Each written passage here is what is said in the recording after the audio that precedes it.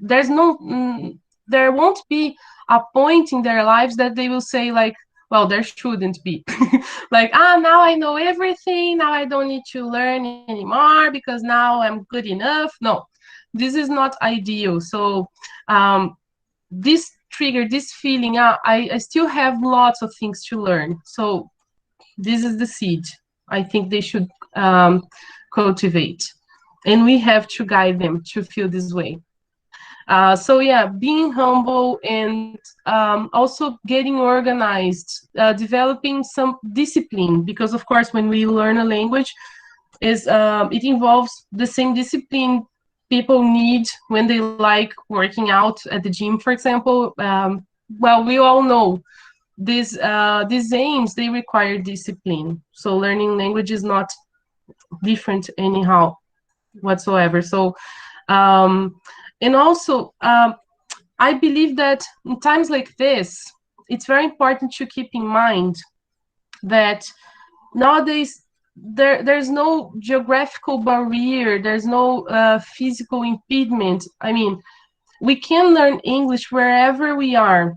I've known many teachers since I started working as an English teacher who had never been abroad before.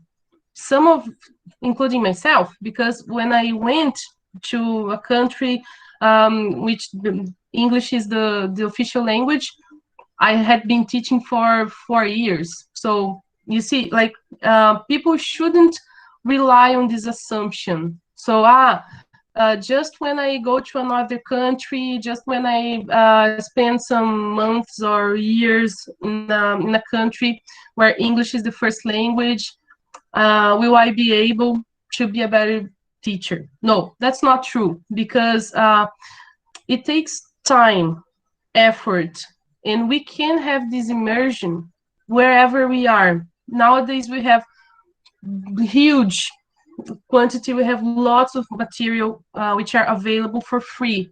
So, well, I dare say that, yeah, it's possible to learn wherever you are. So if you want it, if you really want it, you will get your fluency, and you will keep on studying, and you will be better and better throughout the years.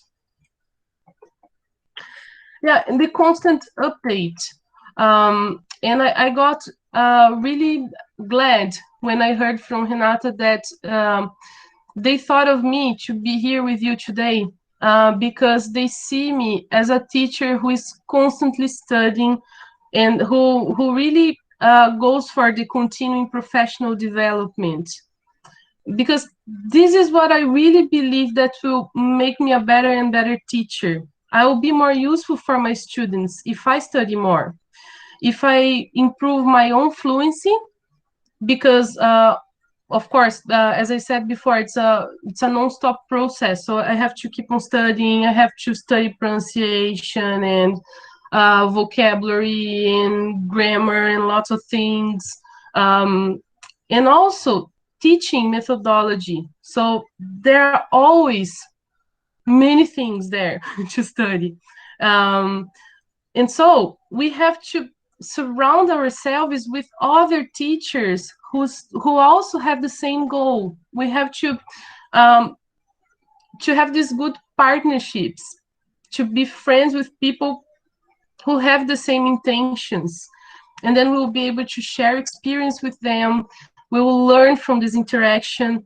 And well, fortunately, I have met many wonderful teachers. I keep in touch with them on a daily basis. I can say on a daily basis because I talk to teachers every day. I receive many messages from other teachers who ask me for some advice, and I always feel great and honored when people think of me, because I've also received lots of help from other teachers. So this is like a chain. We have to keep it going. So we are helped, and we also help other teachers, other students, and well, this is a movement that can't stop. We have to find these good people to study with us. And well, I believe Instagram has had its importance in these last months, I would say, because I got more active there in the last months. It was not long ago that I started posting things or only interacting, sometimes visiting other teachers. I think that by keeping a professional account, we open important doors for us, because we are able to see teachers offering courses, and we also learn from their posts, and we can also spread the word, because we can share about other courses that are happening, and courses that are released there for free. Like this one today, we're meeting for free, like there's no cost. And I think there are many opportunities like this one.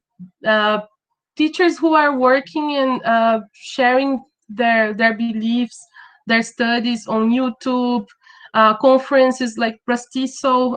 It's a very strong community, and I also think that my relation with other teachers got better. It was strengthened by this community. So I really think that we should look for these people who are in the same direction, who have aims in common.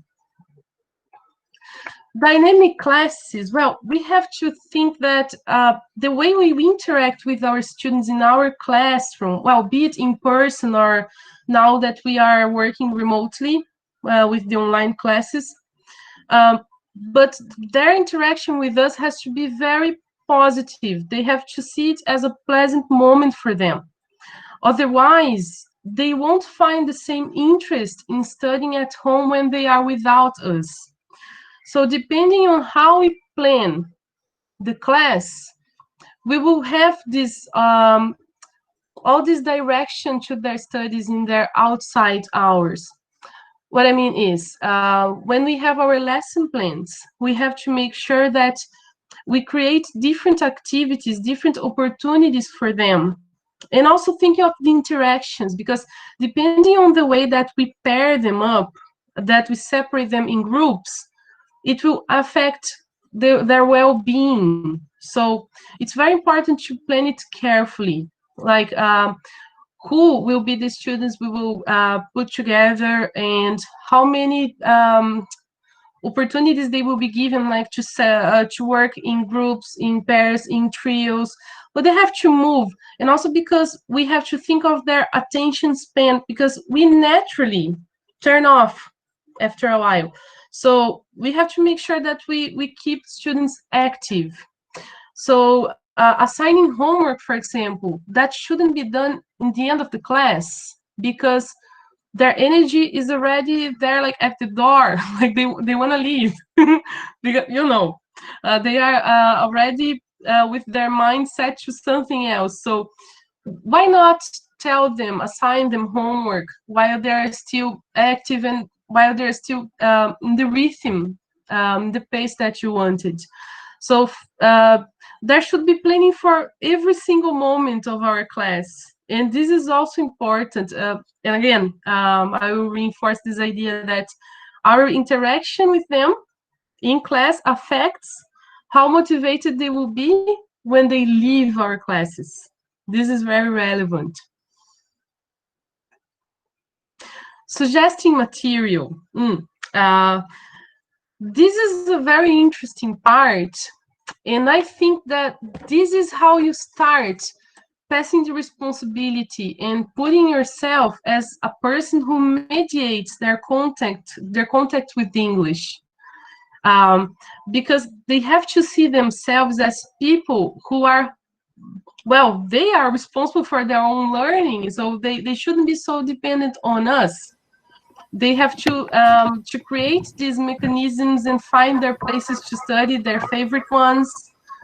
And I will share now with you a page that I created to collect some pages that I recommend, because students and also teachers, they sometimes ask me, so what website is good for this and that? And then I decided some years ago, I created this page, and once in a while I add more things there. Well, instead of just saying, I will show you. Well, this is how it looks like, but I will stop sharing this thing here, and well, hopefully you can see this other screen. Yeah, studying online, have fun with this toolbox. Can you see it? Yes. Okay. So this page here, I separated some columns, apps and websites, and here they have some suggestions to keep working at home. You see, you have many, some are for pronunciation, others for listening. And then, well, BBC Learning English, they will have lots of material on grammar, vocabulary, all the skills. Well, here we have the traditional apps like Duolingo and Memrise. Envid is very good if you want to recommend some videos about the contents you've been working with them. Games. So here they have some games to play, like, and I really think this is a good opportunity, even for teachers to get organized and to show them that all the pages that you've been working with them in class, they're here for them, like in one place. So if they really liked to practice lyrics training, for example, is something that I like to use in the beginning of the classes while we are waiting, even the online ones, while we are waiting for the others to come. Because then they are working together to complete. There's an option, you don't only need to type. There's an option that you can choose among four words that they put there. Volscreen is also very interesting. It has some videos. Well, Kahoot, students love Kahoot. But what I tell my private students, for example, because I have, well, besides the classes that I have at the English school where I work, I also have some private students. So I always say, you can open Kahoot at home, like even on your own. You can work there, you can find some nice exercises that will work as a quiz. This one is for vocabulary. And then I recommend some channels that I like on YouTube, TED Talks. This one is excellent, Learning How to Study. He has excellent videos. Well, studying for exams. I prepare some students for Cambridge exams, and here there are some pages with lots of exercises to practice. This first is my favorite.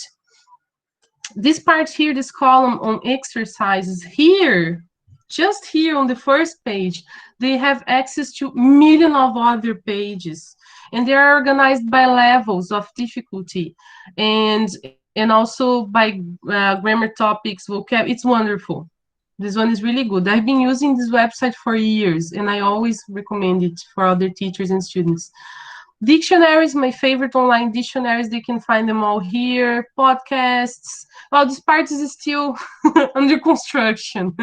Writing, some websites to help them on writing. There are many universities that help students by offering free courses on writing, reading, and so on. Yeah, I'm always updating this page here. And I think every teacher can have something like that. Well, I'll share mine with you, and you can use it, no problem. I'll put it here on the chat, okay? Ta-da! Okay, so going back to the presentation, here. So this was the page. Homework, yay! I've had to rethink the way I see homework, because when I started to work as an English teacher, I didn't assign homework to my teenage groups. I just had homework for the adults, because I think that adults are more focused, they know what they want, and they're there, and they're fine about doing homework. And teenage students, they have lots of homework from school, and wow, they feel overwhelmed sometimes. But then when I came here to Spain, the context here is different. And well, in Curitiba, yeah, I say Curitiba, my hometown. In Curitiba, I was the coordinator, I was the pedagogical coordinator, so I didn't have anyone to report to see, like, it was possible for me to do the way I wanted, but here things work differently. So here I had to assign homework. I had no other option. So I had to make peace with it, you know, like I had to see it as something positive. I started to study about homework, like the benefits. And then, well, we have to agree that homework has its role, its importance in reinforced learning, honing skills, and students have the chance to practice what they learned in the classroom, and also noticing language, because while they're studying, sometimes some patterns, they recognize the patterns. Some things that we talked in the classroom, but then you know, sometimes people start talking or they get distracted, but when they're doing homework, they're alone. So they can see things that they hadn't seen before. So yeah, it has its important role. But one thing that we have to keep in mind is the quantity of homework we assign. So how much homework should be assigned? What kind of exercise? I believe it's also better to do some of them in class to show them how it works, because then they will know what they are expected to do. And also, it's very important to give it some sequence. So the next day you have to review it, because they have to feel that you are worried about their work. So we have to see if they had problems or not, to do their homework. And so yeah, I'm really fine now about homework. I think it is important that I recognize it, and this is something that in which I got more mature. So yeah, homework is important for they're getting better, they're improving their skills. And then here it's a screenshot of a Google Doc file. I like to do this kind of activity with my students from the very first beginning. It works as needs analysis. So they will think of the things that they want to improve. So these ideas that are listed here, they were not mine. They weren't mine. So my students came up with these ideas. There are 12. So if you, I think I can share the presentation with you all later. And then you can access and you'll see. But my students agreed on including these things that they believe as positive for their own learning. And then I shared this file with them. And another thing, well, I made sure everything was working. This is why you see here on July 6th. And I really reviewed it. I checked if it's fine there. Because as they also have the access, you see. And Google Doc files, they are also nice for students to work on their writing, because they can write a text and then you can make some comments on this part on the right. You can keep on talking to the students and they will, well, they will work on this draft and they will correct things. You can provide them with feedback using Google Docs, and it's really nice.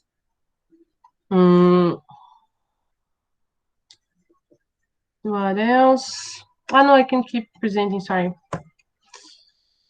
Well, by doing that, if your students are working on a Google Doc file with you, if they have to register things there, you will be able to encourage them to create their own bank. Like they will have the words that they studied in the previous classes.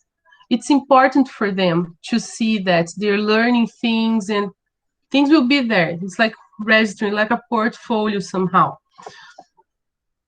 Well, and developing autonomy is key.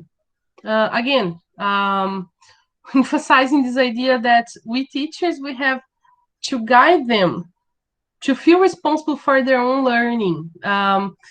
They have to find ways, possibilities for them to have this will, to have this initiative, like I want to study, I will open my notebook here, I will separate this time for that, because I know that in order to learn English faster, I have to dedicate some time, like on a regular basis.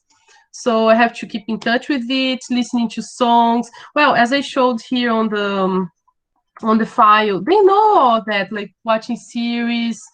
They know that they have to keep in touch with English in a nice way. And well, my friend Henrique is here with us. He's attending the presentation, and we had a music project together. We wrote about it on Richmond blog, and then you can check it there later. And it was a pleasure to think of something like that with him. And yeah, because you see, music is something that everybody likes. I would dare say. Well, most of people like. Teenagers, they tend to enjoy. So we thought of a project to keep registering words from songs, working on lyrics, but it could have been done with books, magazines, blogs. So, well, setting goals. It is important to do that. Well, we have to do it ourselves. Like as teachers, we have our goals. We have to write things down, to have clear where we want to go. Because if we don't have a destination, this is not mine. It's a quotation. I don't believe where. I don't remember. I don't remember where I got it from. But this is the thing. Like if you don't know where you want to get, any way serves. And well, what we want to encourage students to do is that they set themselves some goals to be achieved in the long term and also in the short term, because they will be able to realize how much they've already learned if we give them opportunities for that. And then let's think of assessment. So how many tests will you have with your students? What kind of tests? So are these tests really fair? Are you testing the knowledge you've worked with them? What will be the consequences of these tests in their studying? So we had to think of all of this. And also, after the results from this assessment thing, how will you work? How will you provide them with feedback? I don't know, please tell me. It will be very important to find some time to provide them with feedback. Like it can be individually. For example, at the school where I work, I have to make it official. I have to write every parent, and then my students will also read it. But I also like to talk to them about the results.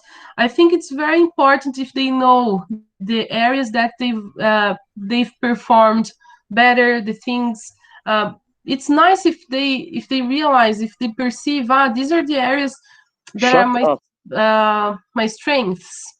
But then it's also nice if you point out, if you indicate the areas where there's still room for improvement.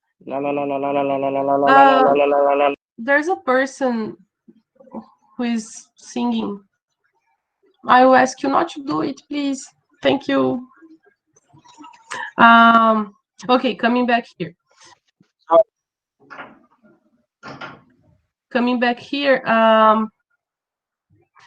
Last but not least, I think that studying techniques are also important. We can find some time for that. We can separate some lessons to show them how the Pomodoro technique works, spaced repetition, the Feynman technique. So why not take a text or a video or an audio file. It can be through a lesson plan that aims for reading skills or even for listening. But we can show them these techniques once in a while. We can talk about it. So the Pomodoro technique, this one, well, the idea is to separate 25 minutes, and then you would have 5 minutes as a break, and you go back to study more. But of course, it varies from person to person. So there are people who will feel more comfortable to study like 40 minutes in a row and then take a 10-minute break. It depends on each person. as for the spaced repetition, it's very important that we show our students that studying on a daily basis for 30 minutes is much better than cramming. So if they study like one day before the exam, that's not ideal. They will get information, they will work on their knowledge and take it to the long-term memory if they do it in this spaced repetition idea. So studying little by little, reviewing things. So according to this spaced repetition technique, you will see the words, the grammar, well, the knowledge you have there to be worked. And then on the same day, you will review this thing. And then 7 days later, you will see these things again. And then 30 days, you will study them again. So this is much better than studying everything straight away and then do the exam, for example. And the Feynman technique encourages people to teach each other. So according to this scientist, people really learn something when they have this experience of teaching, explaining something to another person. So they will think it better, they will organize in a way that they will, well, it will improve their own learning. So as teachers, we can also encourage these activities. We can separate some time from our class and our students can take over. This is very positive. And now I will, well, I'll give you some time to ask questions, and this is what I had to present. Thank you very much. It was really, really, really nice. Thank you for sharing your experience and showing us some possibilities for our students and for the public. Some ideas that they can, study alone. So one person, she asked if you could share those information, but you already did, I think. Yeah. Adriana is here. Hey, Adri. So Carla is saying, in my opinion, Pomodoro is the most useful. Yeah. It's nice. So, if people who have problems, attention problems, for example, it really helps. And we don't have any questions. So people, if you have any questions, just write it on the chat box. But we have some compliments for you. Everybody enjoyed it a lot. And we have, for example, Deborah, she was asking for you to share the link, and you did. Ilka, she said, learning a foreign language is an endless process. Yes.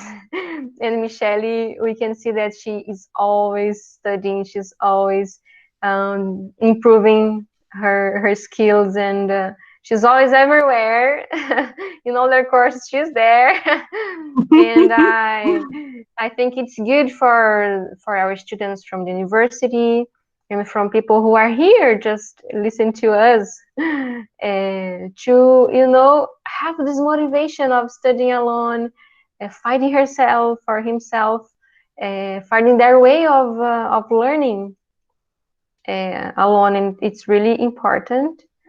We have also Lucielle. She said, when we share our journeys, the students can realize that if they keep it going, they really can learn English.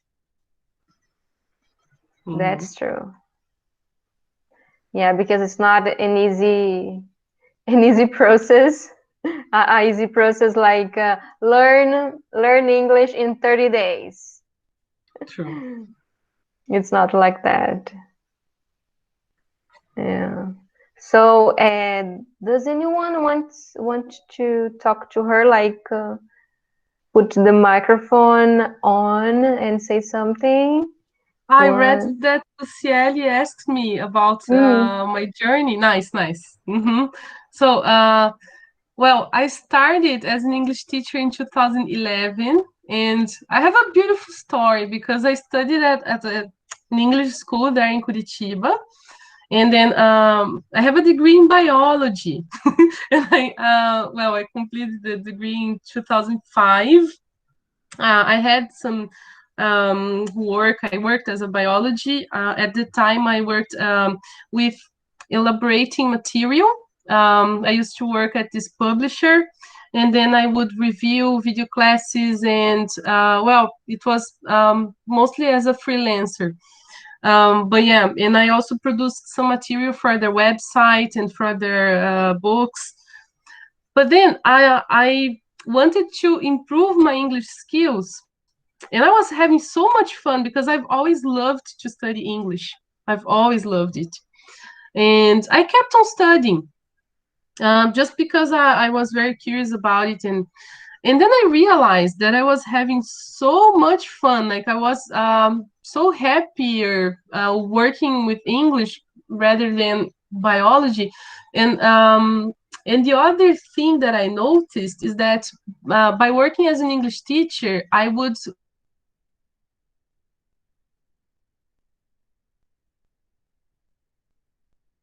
like this close contact.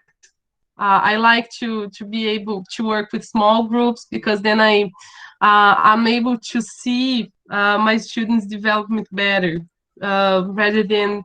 But I know, and I admire a lot teachers who work with 35 students at the same time, and oof.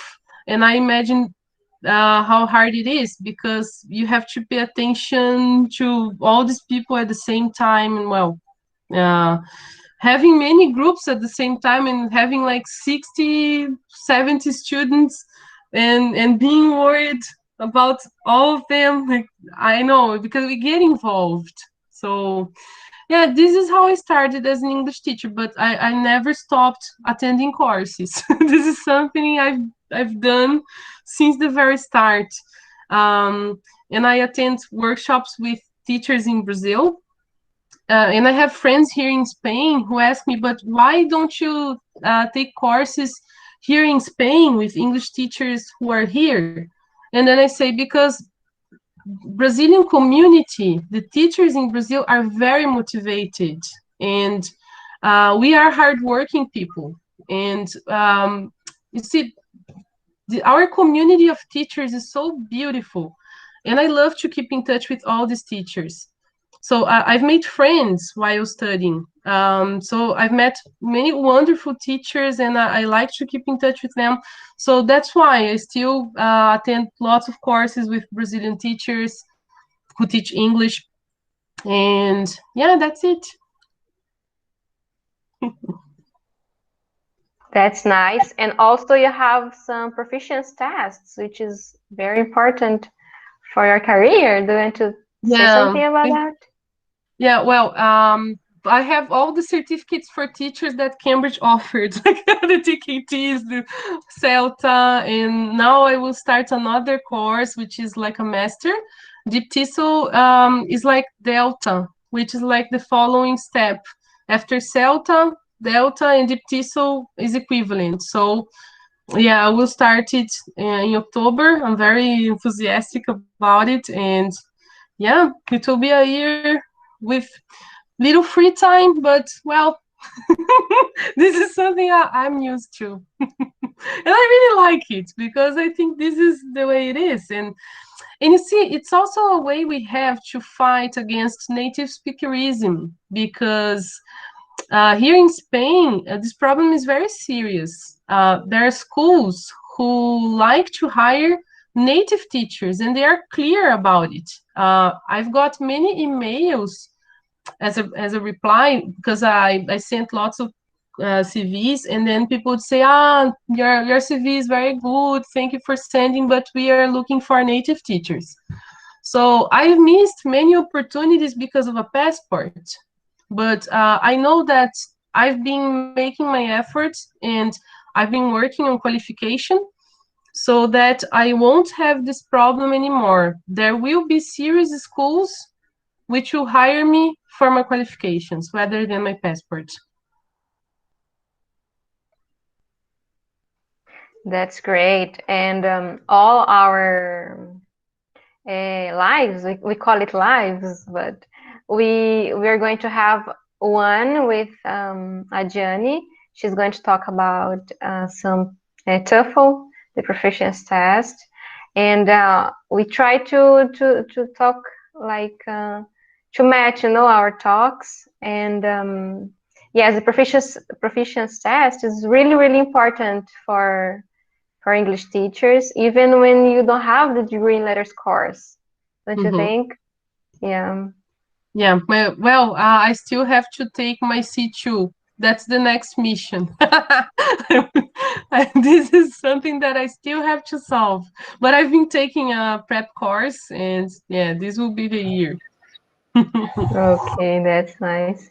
And in the beginning, sorry for that, but in the beginning we didn't start recording immediately when we started here.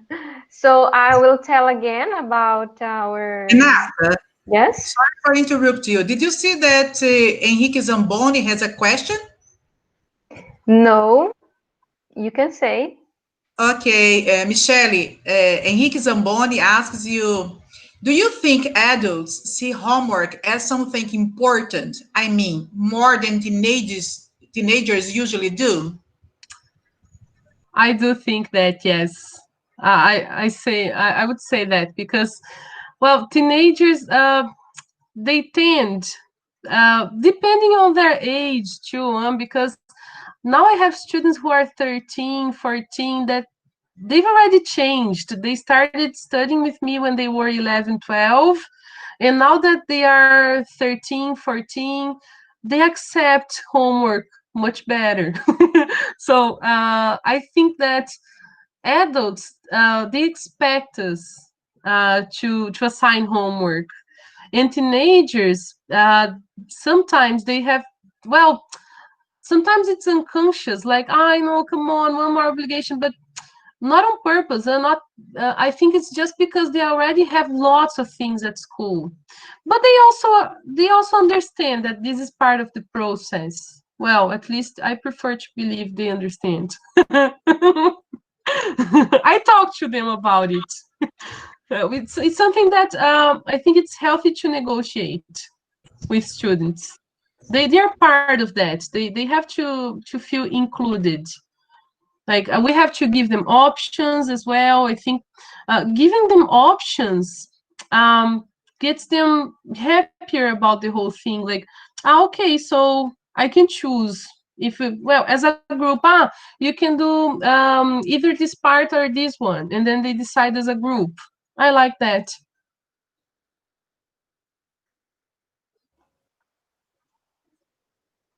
That's great. We have here another question. In exchange program, you are learning more than English course. I'm sorry.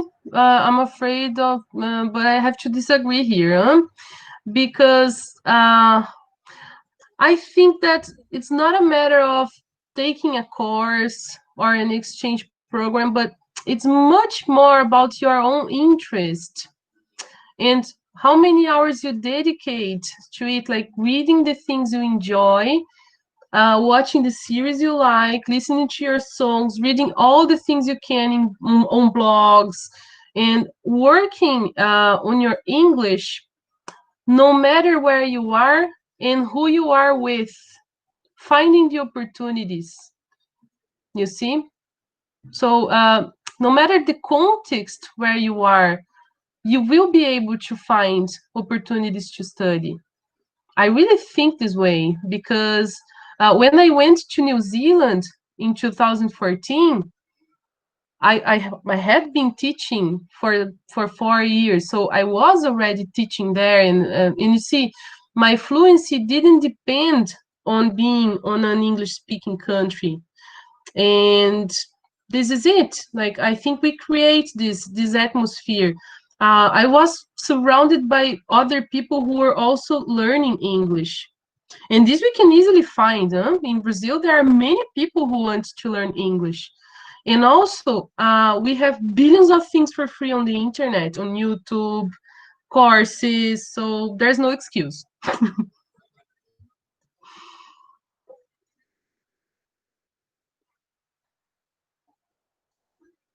Yes. More questions? I think that's all. So yes.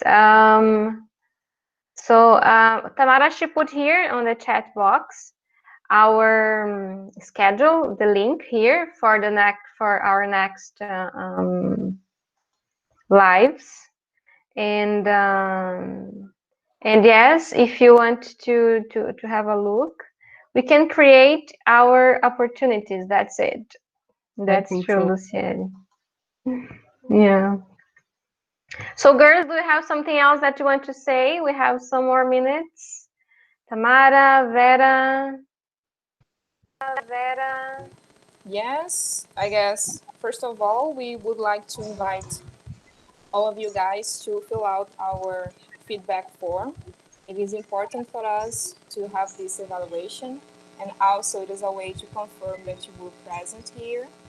And we would like also to invite you to register for our next lives. So here I'm sending again the link. So here you can register for the next lives in the entire month. And I guess that's it. We do have another question, I guess, for Michelle. And I love this one. I love this one. Thank you very much, Ilka.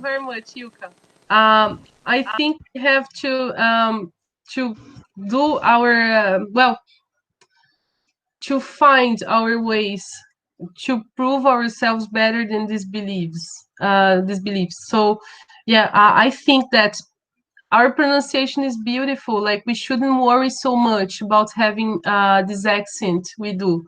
And well, I like the idea of English as lingua franca. So I think I will be more useful for my students if I show them consonants that are more important than others, or some vowel sounds that have to be pronounced in a certain way, not to be misunderstood. So I think that when it comes to pronunciation, there are some things that are more important than others, connected speech. So yeah, and I see that the native speaker shouldn't be seen as a model, because who is this native teacher we're talking, or who is this native person we're talking about? Because the native person from South Africa will have an English which is different from the English from Canada, Ireland, Australia, New Zealand. You see, so Trinidad and Tobago, Belize. So I don't think it's something correct to prefer an accent rather than another.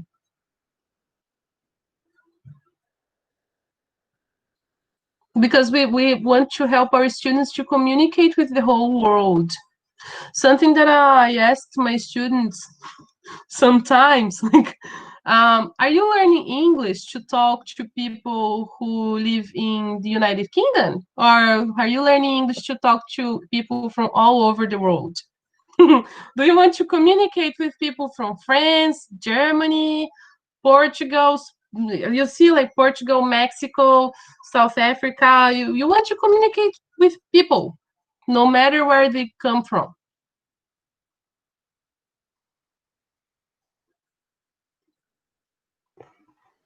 Yeah, Jenny said accents are part of our identity. Sure.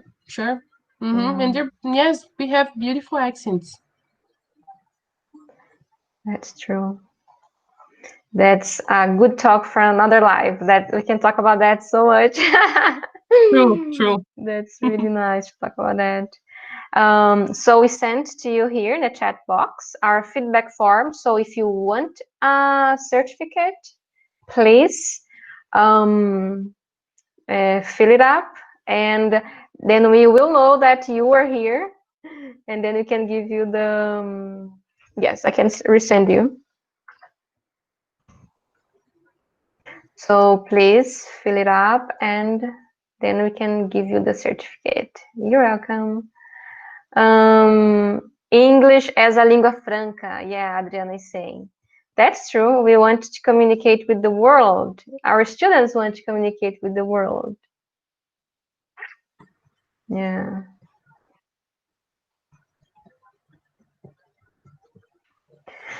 So I think that we have another question here, I think. What's your big challenge to teach teenagers? Are they usually lose the concentration? Do they lose the concentration? I think discipline is always the most challenging thing, because how to deal with all that energy. So, yeah, but I prefer to think that I felt more and more comfortable about that, because I think the more we read about this topic, about discipline, the better we get about the way we deal with indiscipline, because we learn some strategies to make them feel more involved with the things that we've planned. And planning is key, huh? Because if students feel that you're lost, they will take advantage of that. Thank you, Nisi. But yeah, again, on this matter of pronunciation, I think what we have to show our students is that the most important thing is to be understood. And of course, pronunciation is always hand by hand with listening. So yeah, we have to help them. Of course, there are some sounds that are more relevant than others, not to be misunderstood. So yeah, we can teach them pronunciation in a way that will make them confident to speak and be understood, but not having a native from wherever as a model, but as a person who wants to communicate with people from different countries. And also Maria Teresa, she's asking, is there any way to study for Cambridge exams? If you have any tips on that. There on the website that I shared with you, I will share it again. There's a column just with pages. It's here. When you enter this website, you will see that I allocated a special part there for exams. So yeah, it's hard to prepare for an exam if you don't have a teacher who you trust a lot to give you feedback on writing. I think writing is the main part that you have to be careful, because we tend to like what we write. and then we won't see problems. But when you give it to another person, and if this person has experience in teaching for exams, well, you will be able to improve and to see the parts where you need some more help. So yeah, I think, well, studying on your own is essential, of course, but having a teacher to give you feedback on writing is also very nice. Yes, that's great. And we have here another question from Educação em Ação. What are the sounds more difficult for teenagers to learn? TH, pronounce R, and the final words? And you see, this is curious, huh? Because here where I am, Spanish speakers, they have different problems. So for Brazilian students, there's a sound that they generally put after consonants at the end of words. But here in Spain, they have a different issue. They tend to put a vowel in front of letter S, for example. Instead of saying Spain, they will say Spain. You see, like school, they will say school, things like that. So it depends on where you are. According to Lingua Franca, the TH sound is not that serious. I'm sorry for disappointing you on that, but according to research, huh? Yeah, because we tend to worry about TH a lot. Well, of course, there are certain contexts in which if you use these letters, there are the minimal pairs, for example, but context will always help. So the listener will also understand the context, and then by that, the person will be able to identify which one you're saying. To teach a specific standard English. this is an interesting question because I work with material that was created by British publishers. So, but I don't have a British accent. So sometimes I have to explain that to my students. In order to be understood, sometimes I say the strong T, not the flat, the one from American English, for example, because the word water, for example. If I say water to my young learners, they might feel confused. So sometimes I have to say water because they will. So it depends on who is listening.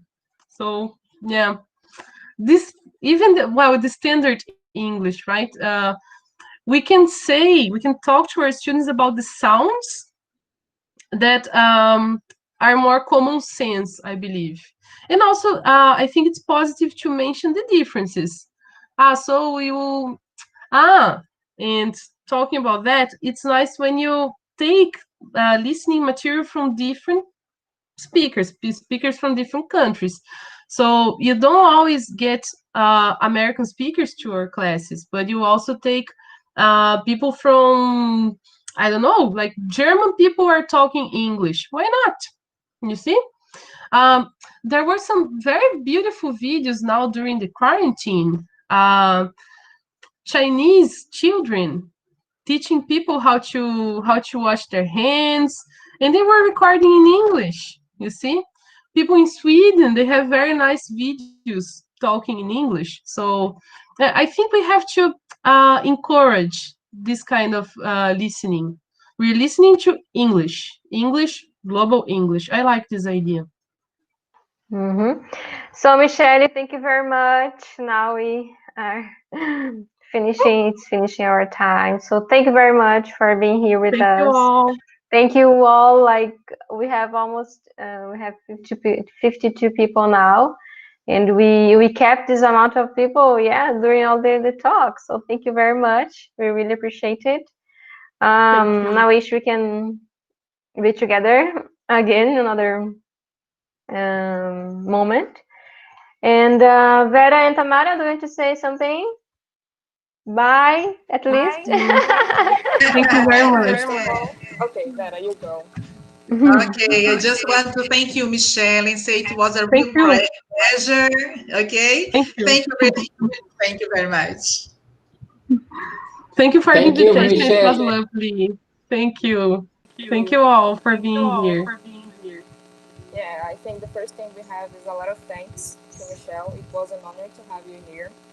And also, my thanks pleasure. To all of you guys, teachers, professors, students, other education professionals who were here and participating from the beginning until the end. Thank you very much for participating. And also, we would like to invite you. Next Thursday, we have another one. You can apply, you can register on the links we have sent here in the chat. We can send the link again so you can register for the next lives. And also, again, please fill out the feedback form so that we can evaluate our sessions. It is important for us to see your opinion and also to receive suggestions for future lives. So it is important to know what you want and what you need. So please help us with that, and also to confirm that you're here so we can give you certificates. Yes. Well, I told them how they can find me on Instagram because I forgot to do it before. Sorry. So I'll write it here very fast. I'm sorry. Yes, please. People want to talk to you maybe. It's a pleasure. Here it is. Thank This you is very my much. Instagram account. Okay, so guys, thank you very much for students, teachers, colleagues, everyone who's here until the end. Thank you very much. We should like take a picture, Yeah. for closure. So if you guys want to show your faces, now's the time. to share your screens. I mean, your faces, your video, your screens. Imagine that. Oh. Are you guys ready? Yes. Okay, so here we go.